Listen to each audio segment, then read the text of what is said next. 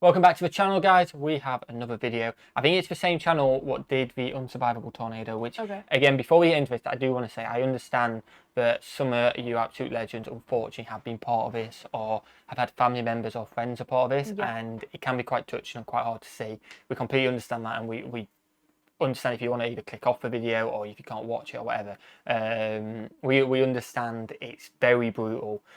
From our point of view, it's a case of we don't get these in the UK, we don't know about them, and it's finding out about them. And there is like a weird intrigue to the nature and how incredible they are in terms of how the hell do they form. Do you know what I mean? But we completely understand if it isn't your bag or if you're not scared of tornadoes, because I think everyone should be scared of tornadoes, but do you know what I mean? Like, you don't want to watch it. We completely get that, and we hope you and your family or whoever are doing okay. Now, with that being said, this is the Unwarned F5 tornado. It should be interesting. Yeah, when there's no warning at all. Well, that's bad. Hopefully people manage to get to the shelters, because you need the warning to get there, don't you? Because the one we saw last time, if it's in the dark, you just can't see it coming. It's just on you, which is super, super scary. So yeah, you ready? Let's go. Yeah. August 28th, 1990. The sky grows dark over the small town of Plainfield, Illinois, while thousands of residents carry on with their daily activities, completely unaware that just to their northwest, one of the worst tornadoes in U.S. history is racing directly towards them. Surely they had TV back then. I know not as accessible. It's a hot and humid summer afternoon in northern Illinois, and severe thunderstorms are beginning to build along the horizon. However, to understand why this is happening, we need to turn back the clock 24 hours. Okay. It's August 27th, and the ingredients for a potent severe weather day are beginning to fall into place over the Midwest. Meteorologists are scanning the atmosphere, looking for 4 key ingredients that lead to the formation of severe weather. These are moisture, instability, wind shear, and lift. Okay. Moisture is abundant in August across the Midwest as rich tropical air makes its way north from the Gulf of Mexico, causing dew points to rise into the low 80s. This extremely moist air, along with high surface temperatures from the summer heat, are creating an extremely unstable air mass with the amount of convective available potential energy, or CAPE, rising to an unbelievable 8,000 joules per kilogram, over 8 times what is needed for a thunderstorm to form. In addition to the explosive instability, a low-pressure system and cold front are moving in from the northwest, bringing in a broad trough of fast-moving winds in the mid-levels of the atmosphere, which are spreading apart or diverging over an area of relatively calm and converging winds near the surface. This difference in wind speeds at different levels of the atmosphere is called wind shear and helps to both force air near the surface to start rising and organizes a thunderstorm by tilting it on its side and separating the storm's updraft from its downdraft, preventing the storm from collapsing on itself and allowing it to persist for extended periods of time. With all 4 major ingredients for severe thunderstorms now in place, the National Severe Storms Forecast Center had enough confidence to issue a moderate risk for severe weather across northern Illinois for August 28th. However, there was still one crucial piece of the puzzle missing. Although strong speed shear was present in the atmosphere, the winds near the surface were not turning significantly with height. This gradual turning of the wind direction as we ascend through the atmosphere is called directional shear, and it's an important factor that causes a storm's updraft to begin rotating, a critical ingredient in the formation of tornadoes. I thought I was getting a proper we've got an ad. That was weird timing with the pause. So we will see you guys in a second, but I feel like we're putting a proper science lesson. Yeah, to be fair, while we're talking, I'm trying to take it all in. I'm trying to take it all in. Yeah, it's quite. I still don't know how. Even that. Would you think that is a tornado? That just. Yeah, that's it forming though, isn't it? It's crazy. And it's so big already. It's mad. A critical ingredient in the formation of tornadoes. With this important directional shear missing, the meteorologists at the Storms Forecast Center issued a severe thunderstorm watch at 1:30 p.m., anticipating a powerful line of severe storms to develop. However, because the atmosphere lacks significant low-level wind shear, they made no mention of the possibility of tornadoes. Just before noon near the Illinois-Wisconsin border, the incredible potential energy of the atmosphere could no longer be held back, and a cluster of thunderstorms exploded like a bomb. This cluster of storms would slowly drift to the southeast, producing damaging straight-line winds and large hail, before one of the storms began to deviate from the others and quickly dominated the atmosphere around it. It's around this time, however, that something unexpected happens. The winds at the surface suddenly change directions and begin to blow to the northeast, increasing the low-level directional shear and transforming the dominant cell into a powerful rotating thunderstorm called a supercell, That's like a whole greatly increasing the risk for tornadoes. skyfall. The momentum was building fast as this supercell developed a rotating wall cloud and produced a few brief, weak tornadoes as it passed between Rockford and Aurora, Illinois around 1:42 p.m. An already bad situation became worse, however, as the storm began to wrap its rotating updraft, or mesocyclone, in a thick curtain of heavy rain and hail called the Bear's Cage, So you can't hiding see whatever it. tornadoes that may develop within. And at 3:15 p.m., that's exactly what happened. The newly formed twister started out as a weak F0, doing little more than damaging crops and open fields and periodically causing more concentrated damage as the subvortices danced within the parent circulation. Okay, so not too bad. It's now 3:23 p.m., and the National Weather Service office in Chicago, unaware of just how dangerous the situation is becoming, decide to issue a severe thunderstorm warning for the areas downstream of the supercell, but decide not to include any mention of the possibility of tornadoes. With that decision, those in the path of the storm will have no warning of the invisible monster roaring towards them. I wonder why they did that though, because I know it's an F0, so it's a minor one, but surely you got to be safe, like more safe than sorry. If an F0's spawned, surely more could come. Yeah, you'd think. And I know you don't want to just get people in the shelters for no reason, and you want to avoid that, but any doubt, you've got to go get in there. Sure. Again, let us know what you think in the comments, but. The tornado continues moving to the southeast, gradually building its strength when something remarkable happens. The tornado's parent storm may have adjusted a nearby outflow boundary, pulling in the spinning air that exists along the boundary and leading it directly to the tornado. Like spraying gasoline on a raging fire, the tornado exploded in intensity right as it began to close in on the subdivision of Wheatland Plains. The tornado would strike the small community at 3:25 p.m., displaying its terrifying power as it caused major damage to dozens of homes and completely sweeping away 12 of them, scattering the remains of the structures for long distances downstream. The tornado also claimed its first life here, in addition to injuring dozens more. However, the tornado was far from finished with its rampage.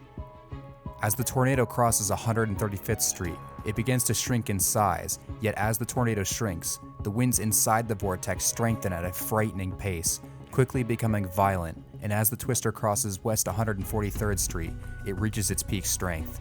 So the many winds inside the core variables, of the tornado are now roaring at over 260 miles per hour, easily placing the twister at the top of the Fujita scale, a rare F5. The now F5 winds of the vortex flatten hundreds of yards of crops and drill into the earth, causing intense ground scouring and tearing away several inches of the soil before exiting the field outside of the town at 3:28 p.m. Like a cloaked monster, the heavily rain-wrapped vortex crosses Route 30 and Illinois 126, picking up several cars and a 20-ton tractor trailer like toys before throwing them over half a mile away, killing their occupants upon impact. Oh my days. Weakening slightly to high-end F3 strength, the tornado then crashed into the southwestern side of Plainfield, closing in on the town's high school, where several dozen students had just run inside the gymnasium to take shelter after seeing the eerie green storm clouds of the approaching storm. As soon as the last student made it inside the school, for them, because they're not at home, they're just, do you know what I mean? Yeah, but just at school as well, we're not with family or anything like that. And then the fact that, again, it's not a case of, oh, you might have one today, whatever. It's, oh my God, look at that coming towards us. Get inside. Oh my The doors days. of the hallway they were sheltered in were ripped away with terrifying force as the roof collapsed around them. Remarkably, the hallway the students had sheltered in would be the only part of the building to survive the winds of the twister. That is Tragically, incredible. 2 maintenance workers, an administrator, and a teacher outside this hallway would be killed as the building collapsed around them. With brutal force, the core of the tornado then slammed into St. Mary's Immaculate Church, severely damaging the structure and killing 3 inside before mowing down dozens of homes and a grocery store with such ferocity that some were completely swept away with only their concrete foundations remaining. Trees here became so badly damaged that their bark was stripped off their trunks, and a video in this area revealed the winds became so intense that a steel dumpster was picked up and crushed beyond recognition before being wrapped around a nearby tree. The damage here was so violent that it earned a high-end F4 rating, and unfortunately, at least 9 people would lose their lives here, with countless others severely injured. There was a brief lapse in the tornado's strength as it exited Plainfield before it once again intensified back to F4 strength and set its sights in the city of Joliet. the invisible vortex smashed into the Crystal Lawns and Warwick subdivisions with terrifying fury, lofting vehicles into the air and destroying countless homes at F4 intensity as it narrowly missed the Joliet Mall, claiming 8 more lives. By 3:38 p.m., the tornado was now losing steam and slowly weakening, yet in a cruel final blow, the dying vortex strikes the community of Crest Hill, destroying several apartment buildings and sucking 8 people from their homes and hurling them into a nearby cornfield before striking a vehicle and killing 2 more.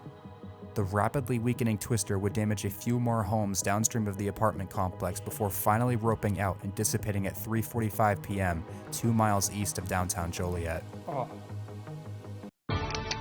Wow, you just think like, it's like I kind of always go into these videos in my mind like, oh my god, we've seen some horrible ones. It's not going to be shocking anymore, but it just is. It just is shocking. It's so scary. I mean, how lucky would you feel as well if you were in one of these houses? Do you know what I mean? You're like, or one where it's if you press play a second. Oh, it ends. 5 p.m., 2 miles east of downtown Joliet. Imagine if you were just a block over. Yeah, just over. You feel so lucky, but again, it's so devastating for people who got hit and their lives lost. And like these houses in the middle, the damage. They're okay, yeah. Like, compared, compared. It's night and day, isn't it? Tornado had lifted. 29 people had tragically lost their lives, with hundreds more sustaining life-altering injuries and over 1,000 losing their homes. In the span of just 30 minutes, the invisible and unwarned tornado carved a continuous 16-mile path of destruction as it traveled in a bizarre southeasterly direction, causing over $375 million in damage and vanished without a trace, cementing its legacy as not only one of the strangest and mysterious tornadoes in U.S. history, but also the only F5 tornado to strike the United States in the month of August, leaving behind both physical and emotional scars that would take years to heal. However, as the devastated communities began to pick up the pieces, one question lingered in the minds of the survivors. Yeah, well, it was a warning. And again, it will get into that, but it just goes to show how important the warnings are. And not to ignore the warnings. Even if, I'm not saying we're not saying you legends do, but like you say, it's so important, isn't it, to not ignore them. Like, because if you don't, it could be a matter of life and death. As well. Yes, there may not be a tornado. You think, it might not be coming your way right then. Yeah. But it changes so quick as well, doesn't it? Couldn't crack on with my work today. It's so annoying. But if it saves your life, it's not annoying. Do you know what I mean? So it's just not worth the risk.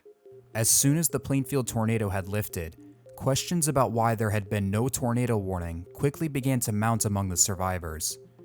Amidst the increasing public backlash, the National Weather Service would launch an internal investigation into its Chicago office to determine exactly what had gone wrong on the afternoon of August 28th. The investigation found that the critical failures that led to the Plainfield tornado striking without a tornado warning stem from the fact that the forecasters had failed to recognize the well-known signs that the storm tracking through northeastern Illinois that day was in fact a tornadic supercell, nor was adequate preparation or infrastructure put in place for the office to receive reports of severe weather from either the public or trained weather spotters. On the day of the Plainfield tornado, none of the funnel cloud or tornado reports that occurred prior to the Plainfield F5 touching down ever made it to the National Weather Service office in Chicago, nor was the classic hook echo shape of the parent storm visible on radar recognized by the forecasters as the telltale sign that the storm was in fact a long-lived tornadic supercell capable of immense destruction. And ultimately, the National Weather Service failed the people of Plainfield that day. Yet, from this terrible tragedy came enormous progress. In the 33 years that have passed since the Plainfield tornado, things have drastically changed at the National Weather Service. In place of what was once a limited range of tools, training, and communication, has blossomed into a plethora of upgrades that let meteorologists peer inside a thunderstorm from both the skies above and the ground below. Wow. With the deployment of both an upgraded dual polarization Doppler radar and the use of an extensive network of volunteer storm spotters through programs like Spotter Network, Skywarn, and even social media, the National Weather Service can see exactly what is happening on the ground in real time and ensure that a disaster like Plainfield can never happen again. That's good, at least. Yeah, I say it's always good when some positive comes from it and some change to make sure it doesn't happen again. But it's always a shame when something has to happen for change to happen. Maybe they didn't, like I say, if you didn't know it needed to be happening, it's hard. But it's, like I say, unfortunately, a lot of people lost their lives, didn't they? And it's so scary. But yeah, stay. That's a word. Stay safe, guys. Yeah, take them all seriously, and it's so scary, isn't it? It is, definitely. Crazy. Yeah, we don't go for range on all these videos because it's just like, there's bigger things in life, isn't there? So what should we do? Have a fantastic And day. we'll see you legends in the next one. Peace.